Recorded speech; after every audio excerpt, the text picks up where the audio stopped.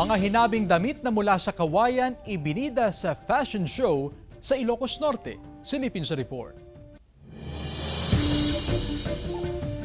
Tampok sa Kathabi Fashion Show ng Department of Science and Technology sa Poway, Ilocos Norte ang mga hinabing damit na gawa sa kawayan, pinya at saging. Dinisenyo ito ng mga manghahabi mula sa iba't ibang probinsya ng Region 1. Highlight ng koleksyon ang pinakabagong tela na nadiskubre ng DOST Philippine Textile Research Institute na gawa sa kawayan. Isip namin, ano pang pwede? Because the yield ng mga fiber nito is very low, only 2% ang fiber yield.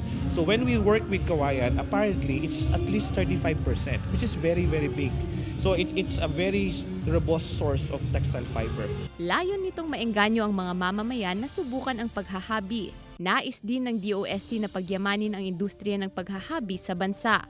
Gumawa rin ng makabagong weaving machine ang DOST upang mas maraming maengganyo sa paghahabi. Nagkaroon din ng MOA signing sa pagitan ng DOST, Mariano Marcos State University at mga weaving community sa probinsya. Ang industriya ng tela ay napakalaki, pero dapat hindi natin kalimutan yung mga nasa baba na kailangan nating matulungan at kumita. Gusto nating palaguin ang industriyang ito para yung ating mga kababayan ay mas lalong magkaroon ng trabaho at magkaroon ng kita. Bukod sa kawayan, tinitig ng posibleng material din sa paggawa ng tela ang rabi, water hyacinth at saluyot.